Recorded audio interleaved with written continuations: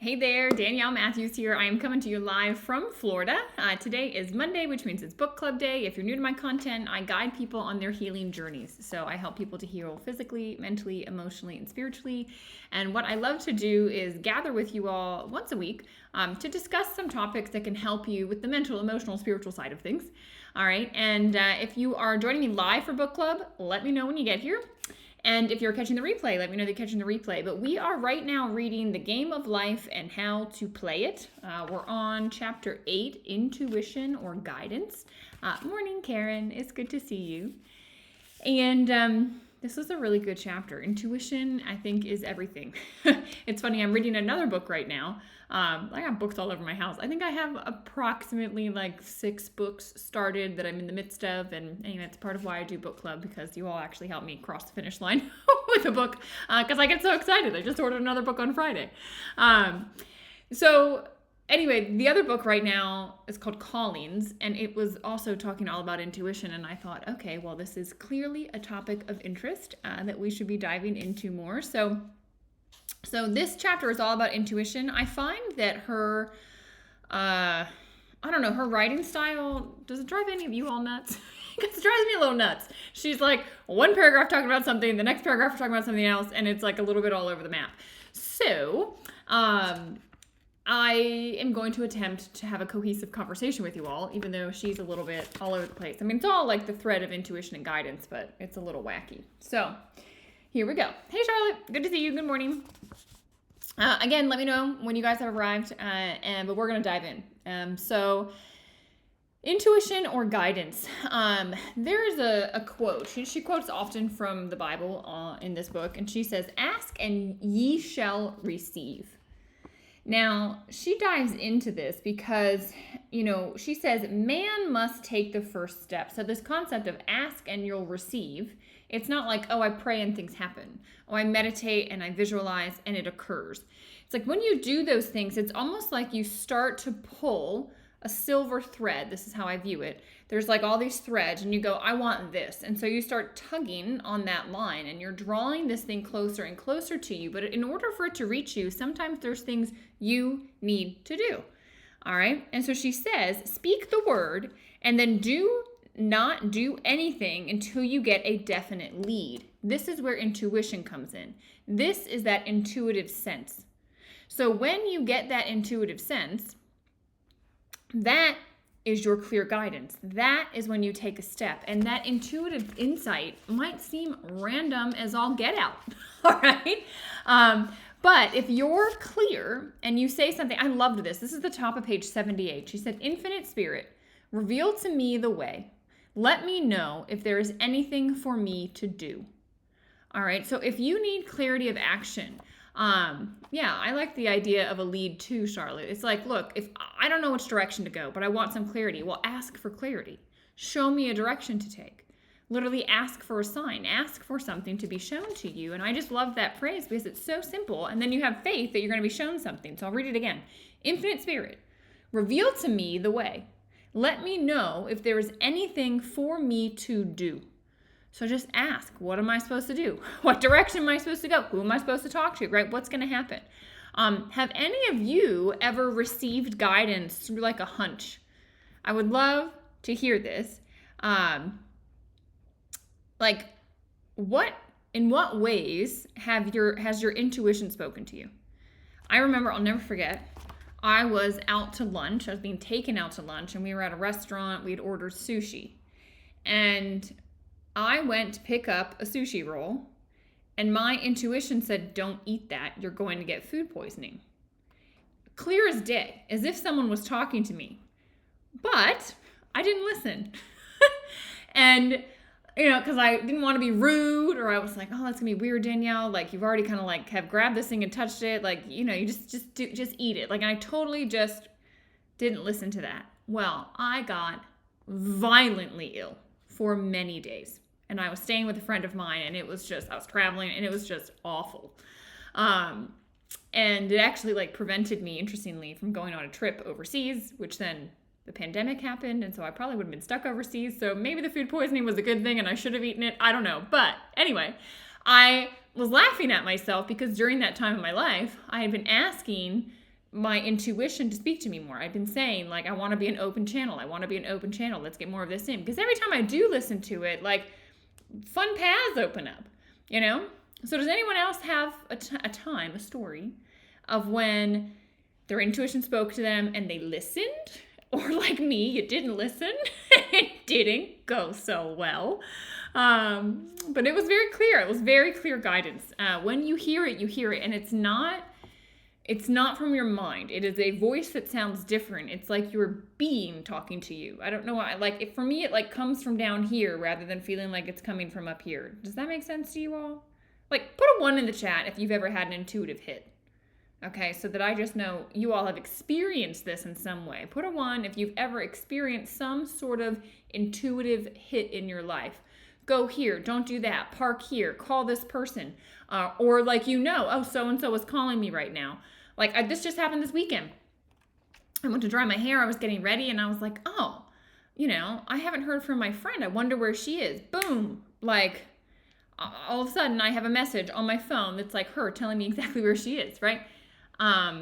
Charlotte says, I missed an accident by changing direction. There you go. These are the types of things.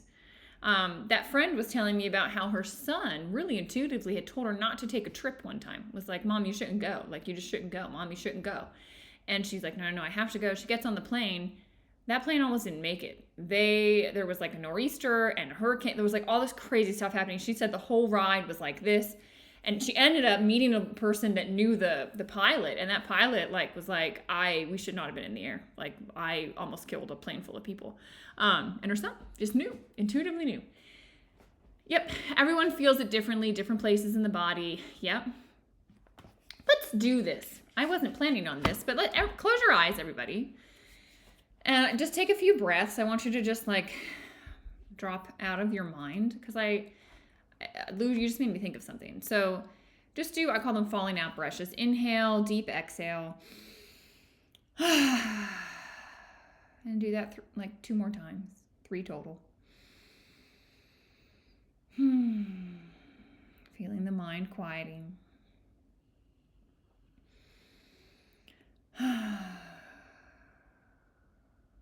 And I want you now to ask your body to show you no.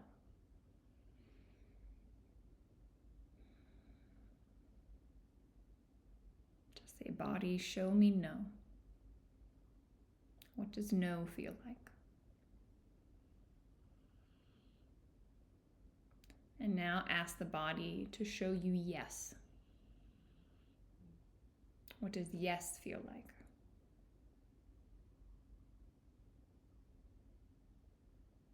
Open your eyes. Very curious to hear. What did no feel like to you? What did no feel like to you? Where did you feel it? For me, I felt like a knot, like tension in my stomach. That's what no felt like for me. And now, what did yes feel like? What did yes feel like? For me, I felt like a lightness above my head on yes. I am curious what you all felt, because everybody feels it differently. So to Lou's point, Heather had a knot in her stomach on no also, interestingly. Well, some of us apparently feel the same. Charlotte had the head. Lou said heavy, shadow, weak, strong. Yep, okay.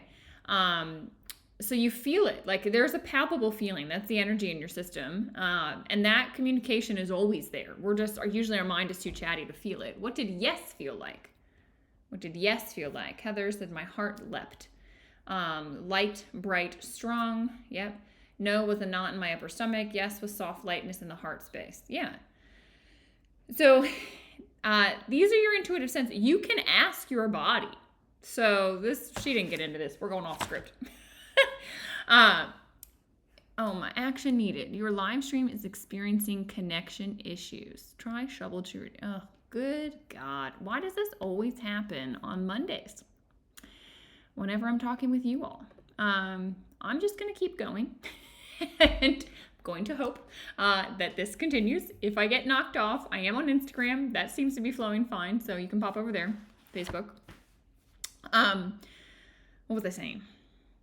You can ask your body yes or no. Like, should I eat this? Yes, no. Am I back? Charlotte says, I lost you.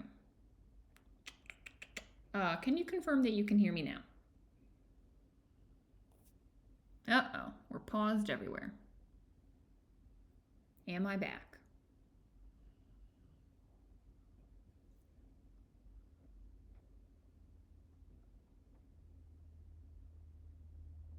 How do you keep running a campaign? You're in all.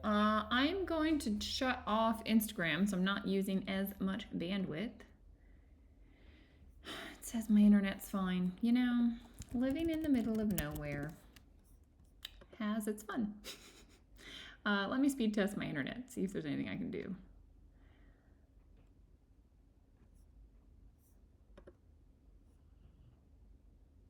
Okay.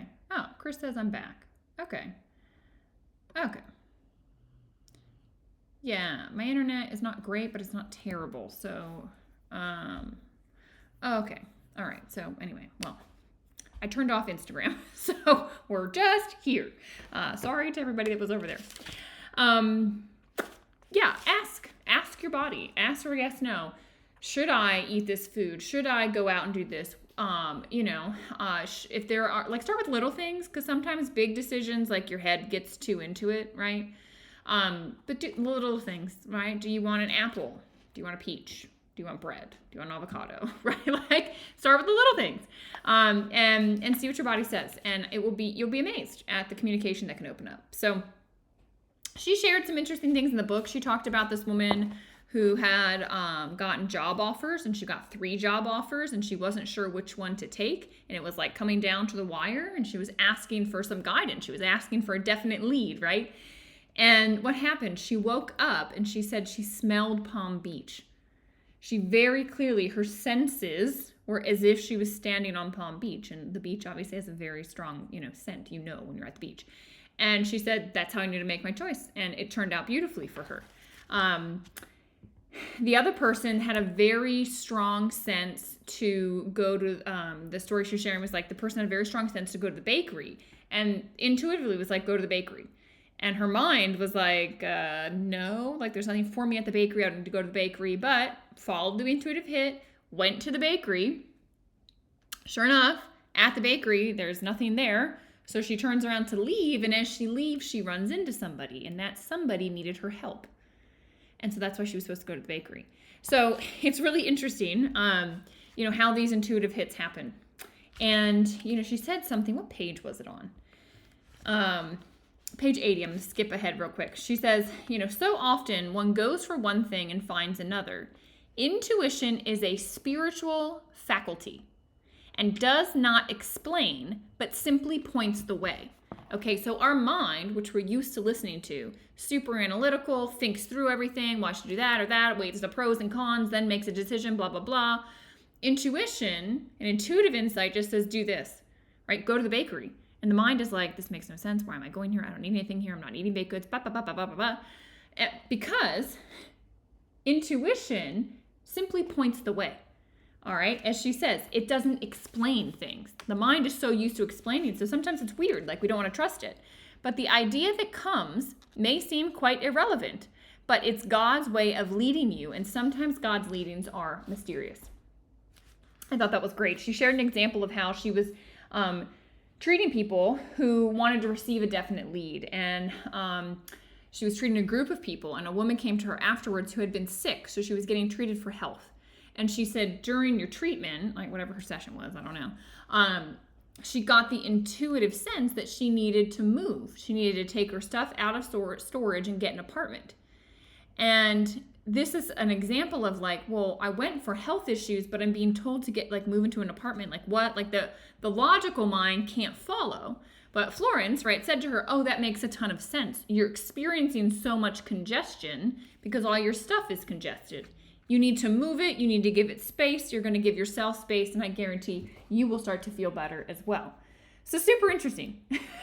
And this sort of led her into bringing up a topic that I talk about a ton in Inner Management Mastery, for those of you that have taken Mastery with me, which is how your life, your personal affairs, the way she puts it is, people little dream of how their affairs react on the body. but there is a mental correspondence for every disease, right? Whatever is manifesting in your system has come from a lifetime of thinking, feeling, acting in a certain way. And those things have created a groove in your system, patterns that cause you to habitually maybe round your shoulders, cover up your heart, right? Lead like this with your head if your mind is thinking more than the heart, right? There's so many different things that can indicate. There's a great book. I probably won't do a book club on it, but I always recommend this to anyone that does mastery with me, called Body Mind by, I don't know how you say his name, Ken Deichwald. But this is amazing, and it goes into like, you know, looking at your body and how you're standing and like just all the things about your legs that will tell you can like backwards figure out the emotional patterns, the thought patterns that have caused that manifestation. So, interesting to note. In mastery, we talk a lot about this. And then also how to rid yourself of those patterns, right? So that you can get that disease out of your body. Okay, I skipped over something that like I just want to come back to for a moment, because for whatever reason, she like randomly put in some information about money mindset that I thought was helpful. So I just, like I told you, she was a little like, I don't know, spastic in this chapter. But she says, man himself limits his supply by his limited vision. In order to create activity in finances, one should give. Giving is what opens the door to receiving. If you just hold, money's energy. And if you're just holding it tight, you stop the flow. But if you allow it to flow out, more can flow in, right? There's a balance. Like, yes, you need to save, but also you need to not be stingy. Like, let it flow out and let it flow in.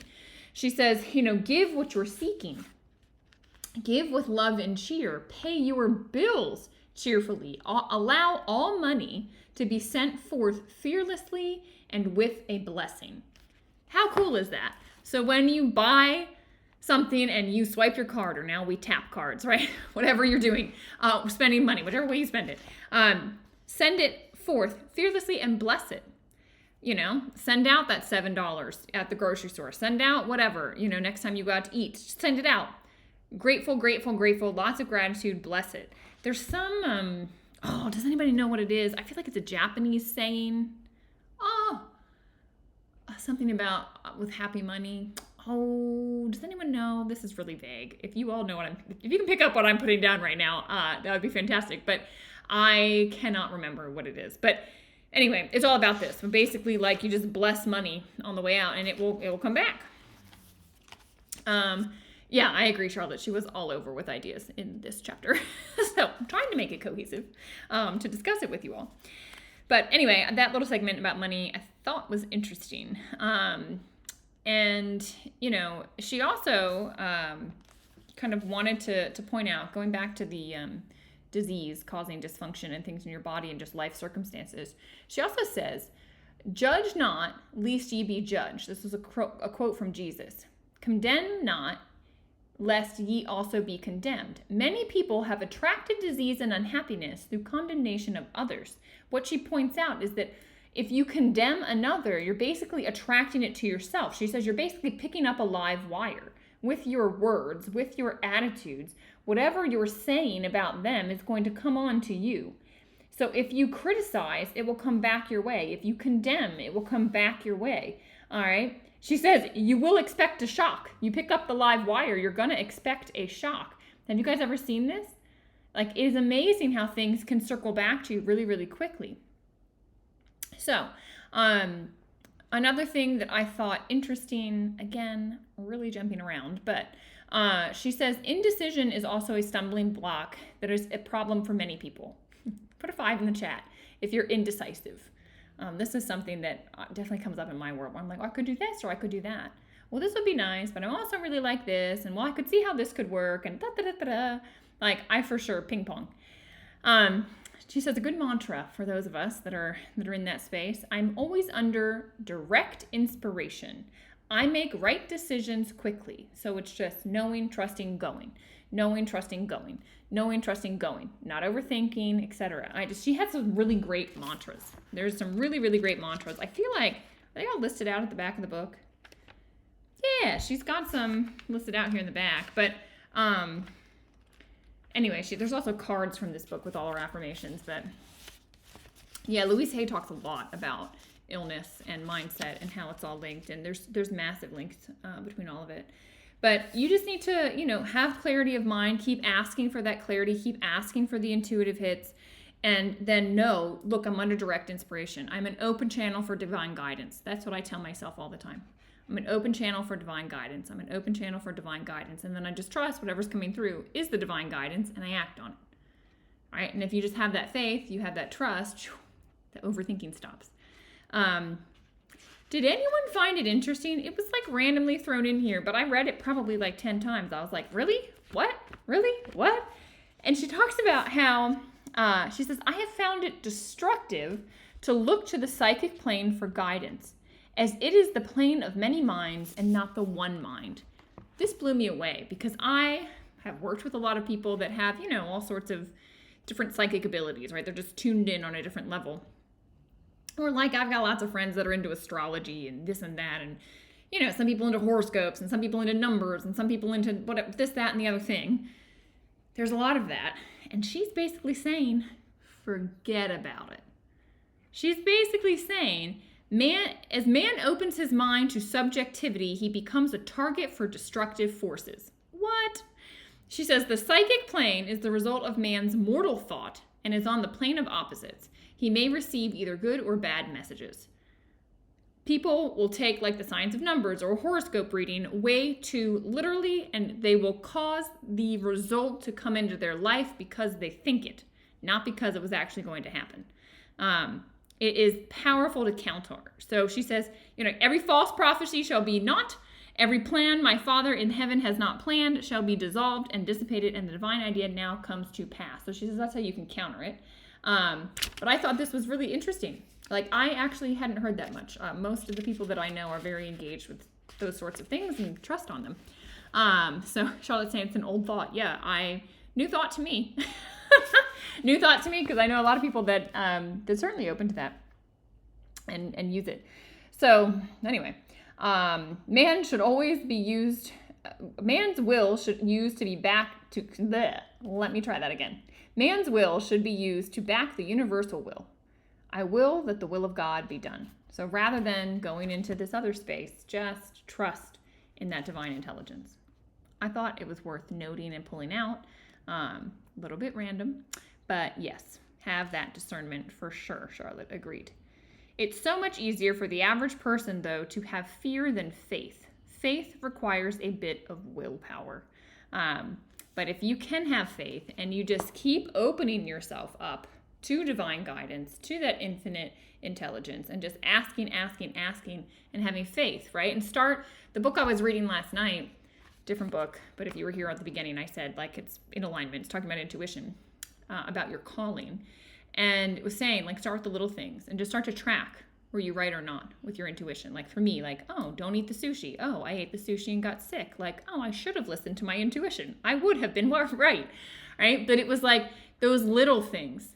Pick up and just start tracking. Were you right? Were you wrong? Like, and so you can start to, which one is my intuition and which one is fear, right? Which one is my ego and which one is actually, that intuitive insight.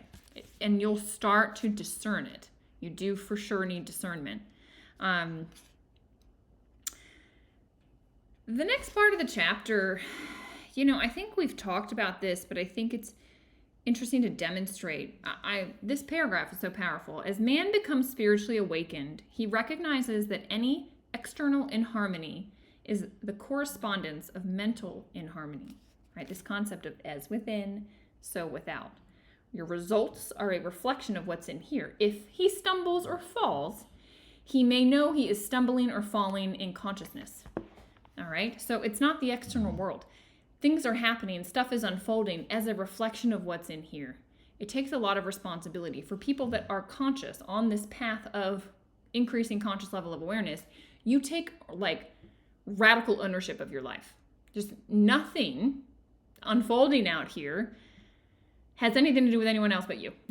It's like the way you're seeing it, perceiving it, interacting with it, what you're bringing in, the situations, the dynamics, the people, the relationships, the blah, blah, blah, blah, blah.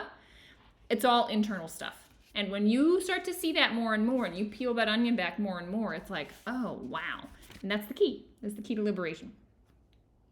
When one has made his demands upon the universal, he must be ready for surprises. Everything may seem to be going wrong when in reality it is going right. So the other reminder she kind of has is, look, sometimes stuff has to fall apart to fall together, right? You're asking for something, some big demonstration, right, as she shows it. I work with a lot of people in the network marketing space, and right, people are asking to create something big, right? Well, sometimes stuff has to fall apart. Stuff that's not going to resonate with where we're going needs to fall away. Like relationships sometimes, like just mindsets, like things that were taking your time that now you need that time for something else. Like, so stuff starts to shift. And she says, don't stress. You know, and she used the example, kind of this extended example of this woman that loaned a relative money, like $2,000. The relative then died, and the will said nothing about the money that she was owed. And so she kind of says, okay, fine. I'm not going to get frustrated. I'm going to just go to the bank of the universal. Like, if I put out $2,000, it's due back to me, and it will come in some way. And so then it talks about how she like gets a rental property, and she's renting this property, and you know, the landlord wants to sell. So it's up for sale, but then he changes the contract, makes them pay more rent. And instead of getting mad, she's just like, okay, fine. If I have to pay more, I'm going to make more, like whatever. She's still in this flow with the universe. And then the landlord says he wants to sell the place and they need to be out. But when he switched to make them pay more, he had forgotten a clause in the contract that said, you know, that they had to vacate. And they were like, well, we're not vacating. Like, we don't have to, you know? And so he started to say, oh, I'll pay you $500. I'll pay you this. I'll pay you that. So eventually it gets to the point where he pays her $2,000 to move out. And so she gets her $2,000 back. And so it was just this example of like, look, it will all flow and come back. And sometimes things are not going well, right? Her apartment situation was not going well until, boom, it gave her everything that she needed. So interesting. I'll kind of close with these thoughts. She wraps up with this comment: I will restore to you the years the locusts have eaten. And I read that so many times. The locusts are the doubts, fears, resentments, and regrets of the mortal mind. All right? If you have faith, right? If it proves that there is no loss. And when man takes his spiritual stand, he collects all that is his from the great reservoir of good, just like this woman did. When you take a stand and you live in that faith and trust, and you're just on that frequency, everything will be restored to you. So everything will be restored for the years the locusts have eaten. Everything will be restored for when your mind and the doubts and the fears and the resentments and the regrets were taking over. Once you reach this plane, it will all come back. It will all come back. And I just thought that was so beautiful, right? These adverse thoughts alone rob man. No man gives to himself but himself, and no man takes away from himself but himself. Radical, personal ownership, guys, of your life. That is what it's all about. All right, so this chapter was not what I was expecting on intuition or guidance, but interesting nonetheless. I think there were good nuggets to kind of pull out of it. We've got 2 weeks left of this book. The next chapter is Perfect Self-Expression, or the Divine Design. And then the last chapter is Denials and Affirmations. Now, next week, I have a little bit of a conflict. I'm running a program. I'm assisting with it, and it ends around noon next Monday. So there's no way I can start at noon. So we have an option. We can either skip next Monday, or we can start an hour later. We would start at 1 p.m. Eastern. So I will ask in Telegram. I will look for a response there. So pay attention to Telegram to see what we're going to do next week live. But either we are going to skip next week, or we're just going to start an hour later. So if you got a preference, let me know. Put it in Telegram, and we'll chat there. All right? So I hope you all have a wonderful week. This is always a good start to the week. I appreciate you being here. I appreciate chatting with you. If you have times when your intuition is speaking to you, share. I think it's just, it really helps all of us to just remember like how real all of this is, right? And we're all trying to win this game of life. So let's do it. All right. I'll see you guys. Have a great week.